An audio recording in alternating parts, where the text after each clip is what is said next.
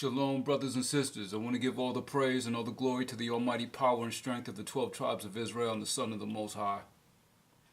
In these next series of videos, I want to go into scriptural breakdowns of some parables and many precepts that are impossible to understand without understanding the Dan tribe and the fact that the Danites are among the Hebrew Israelite congregation today, setting up traps for the people to fall into.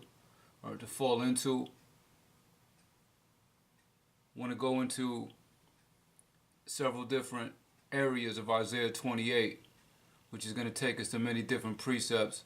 And also at the end of this breakdown, I want to address this GOCC Sabbath class, Dan, who is he, and the serpent breakdown. But I want to just show and prove what I've been saying, and is the fact that you can't understand many precepts, being Old Testament and New Testament, without understanding the Danites. So I want to start here in Isaiah 28.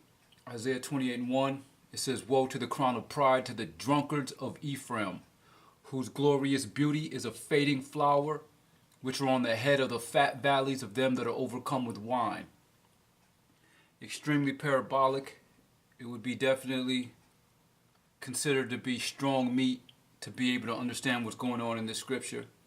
Somebody who just reads the Bible, if you read it like a novel, if you're reading the Bible without understanding some basic things, you can never understand what's being said in this scripture, in just this one scripture.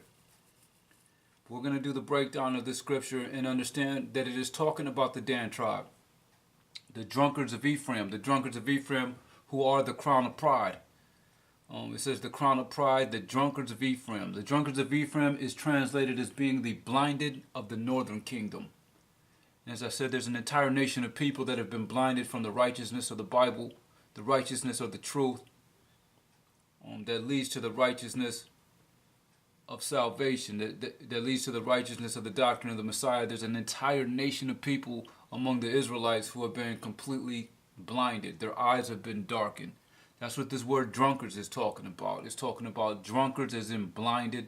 Ephraim is also a word that can be, or a name that can be used as a representation of the entire northern kingdom. The northern kingdom was also considered Ephraim. So when it says to the drunkards of Ephraim, it's talking about the blinded of the northern kingdom. So we're going to go into this. We're going to go into the crown of pride. That's kind of plain and simple. It's an ornament of arrogance, a very arrogant and prideful people. They have exalted themselves. The drunkards of Ephraim. We're going to go into this, into what it means to be drunkard. Okay, so we're going to go here in Isaiah 29. Isaiah 29:9. It says, "Stay yourselves and wonder, cry ye out and cry. They are drunken, but not with wine. They stagger, but not with strong drink. For the Most High hath poured out upon you the spirit of deep sleep, and hath closed your eyes. The prophets and your rulers, the seers, hath he covered."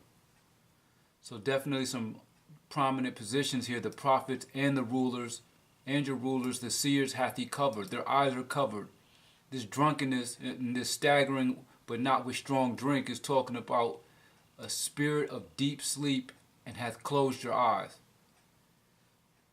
So when it speaks of the drunkards of Ephraim, it's talking about the blinded of Ephraim. Here it says the spirit of deep sleep is also a representation of being blinded, and their eyes have been closed. The eyes not being in a physical sense, but being in a spiritual, biblical sense, to where their eyes are open, but they can't see. Where it's also mentioned they have ears, but they can't hear. And it's because their eyes have been closed. The prophets, the rulers, and the seers. Another scripture to prove this drunkenness is Jeremiah 51. Jeremiah 51, verse number 6.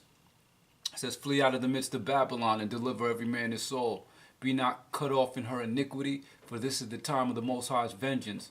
He will render unto her a recompense. Babylon hath been a golden cup in the Most High's hand that made all the earth drunken.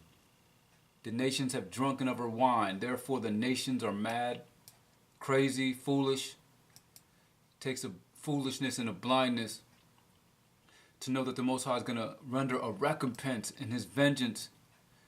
In the time of his vengeance, he's going to render a recompense to Babylon. It takes a blindness, a drunkenness to drink from that cup. You have to be a blind nation or a blind people to know that the Most High is going to let his wrathful anger out on Babylon and to drink from that very same cup. So it says here, the nations have drunken of her wine, therefore the nations are mad. So this scripture kind of goes into both the drunkards and them that are overcome with wine. It's speaking of that Babylon cup that they're overcome with. They're drunken off that wine. They're Babylon drunk. We're going to go here in Revelation chapter 18, verse number 3. It says, for all nations have drunk of the wine of the wrath of her fornication, her being Babylon. It says, all nations have drunk of the wine of the wrath of her fornication, and the kings of the earth have committed fornication with her. And the merchants of the earth are waxed rich through the abundance of her delicacies. So they're eating off Babylon, all nations as well. All nations also includes the Dan tribe, who is considered of the heathen or of the Gentile nations, being the fact that they were cut off from the Israelites. And we know that they were cut off by Revelation 7. So it says, all nations have drunk of the wine of the wrath of her fornication. So here in Isaiah, when it speaks of the drunkards of Ephraim, it's talking about the blinded of the northern kingdom. It's a specific nation that has been blinded out of the northern kingdom. We're going to show and prove this a little further. That first, that Ephraim could be a representation of the northern kingdom as well. For those who don't understand, in Ezekiel 37, in the Valley of the Dry Bones chapter, it speaks of two sticks, one stick for Judah and one stick for Ephraim. Judah being a representation of the southern kingdom, and Ephraim was a representation of the northern. So we're going to go into this Ephraim word and show and prove this. Here's Ephraim. It says the second son of Joseph, a tribe, a place. Here, the mountain country of Ephraim. And here it says, sometimes use name for the northern kingdom, Hosea or Isaiah. So we're reading from the book of Isaiah. We're speaking about Ephraim. And there's definitely a representation of the northern kingdom. So when it says, woe to the crown of pride, to the drunkards of Ephraim, woe is a very expressive word, can mean destruction. So definitely in this sense, it's meaning destruction. A very expressive word, this woe word. To the crown of pride, to the drunkards of Ephraim, whose glorious beauty is a fading flower, which are on the head of the fat valleys of them that are overcome with wine. This fat means fruitful. They're very fruitful. As I read that all nations have drunken of that Babylon wine. It says the earth are waxed rich through the abundance of her delicacies. Here as well as speaking of them being fat, the fat valleys of them that are overcome with wine. They've been drunken. They've been drinking from that Babylon cup. Scripture here in Hosea proves also that Ephraim is, this is Hosea 4:17. It says Ephraim is joined to idols. Let him alone. It's talking about the entire northern kingdom, not just one specific tribe out of Joseph. So it's definitely a representation of a northern kingdom here. Now all northern kingdom nations have been drunken or are fruitful and fat. This is talking about a specific nation of people. I'm going to go into a few visuals and show and prove that there's a nation of people among us that have been fruitful in our oppression and in our captivity here in Babylon. These are this is Prince Hall Masonry. These are the heads of the people. This is our Freemasonic lodges and societies of people that have certain knowledge of who exactly they are. These are enemies of the 12 tribes of Israel who have joined themselves with Babylon. This is a northern kingdom people. As I've mentioned before, there's a nation of people that are a northern kingdom people who are native to America. This is what identifies them as being the northern kingdom. They're Negro Indians, indigenous to America, being the fact that they was here before Babylon, here before Christopher Columbus in Babylon. And the slave trade Negro came after Christopher Columbus. This is how we can identify us as being the southern kingdom, is the fact that we were brought here in slave ships and they were here before us. They was here long before Christopher Columbus. They came with the 10 tribes to Arsarith. If you're following the doctrine specifically saying that all the tribes of Israel are black, you can never understand this. You can never understand Isaiah 28:1. It takes the knowledge of who your brethren is and the fact that the Negro, Hispanic, and Native Americans are the 12 tribes of Israel to understand that there is a Negro Indian people among us that have been integrated with the slave trade Negro, who have joined a confederation or an alliance with the American government. This is that overcome with wine. This is the Northern Kingdom. This isn't just some Negroes from the slave trade, house Negroes just trying to, get a little bit to eat here in Babylon. These are a secret society that have certain knowledge. These secret societies have more knowledge than a lot of the so-called awakened Israelites today. They know and understand that they're Negro Indians and that they're an enemy to the 12 tribes of Israel on their own account, a wrongful enemy, being the fact that they were actually from from Jacob, and have completely joined confederation or made a covenant with the Romans, the Roman Empire Part 1 and Part 2 here in Babylon. So here this says the Black Boule Secret Society, they call him a Freemason sellout coon, but really he has certain knowledge that understands that they're the Choctaw, Chickasaw, Negro Indians.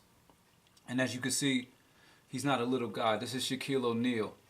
LeBron James as well. A lot of your prominent football players and prominent people in entertainment, both sports entertainment as well as in Hollywood, a lot of them are a part of these secret societies.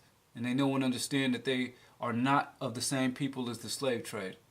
So I want to make a reference here. I want to make a reference to a video.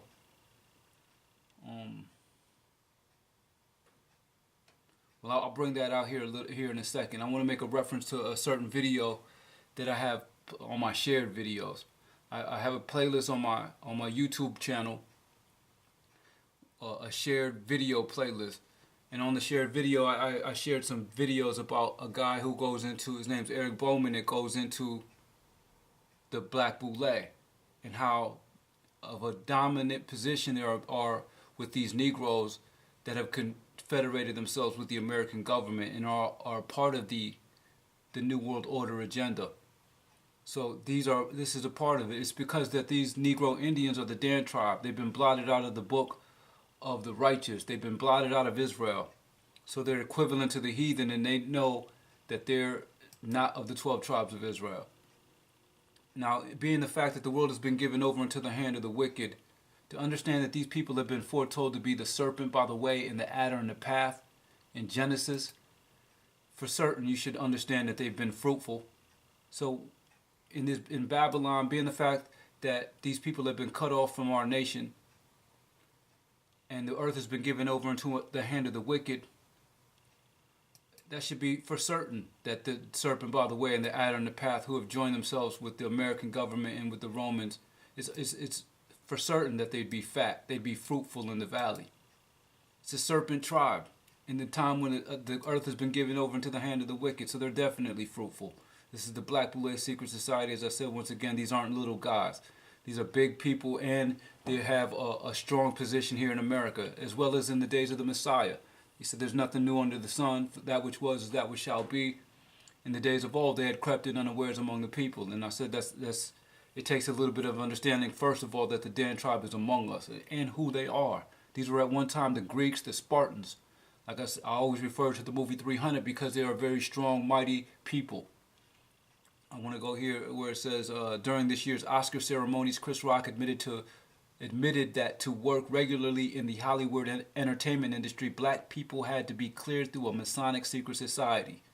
So I'm almost for certain they're either giving them DNA tests to make sure that they're Negro Indians, or they're doing certain things that they're doing something strange for a piece of change to be able to be seen in Hollywood, as well as in your sports entertainment as well. They're doing a lot of things in secret to make sure that they're not going to sell out on some of their secrets that they have going on behind the scenes.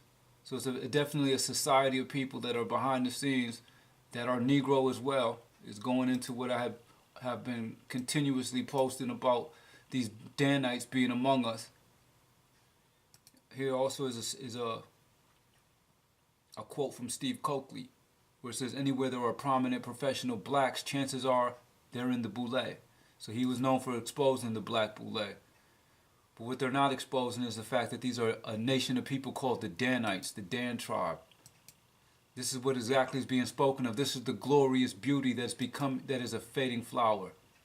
They're fading. The fact that we know that they exist makes these things no longer a secret. So the knowledge of these things are coming out.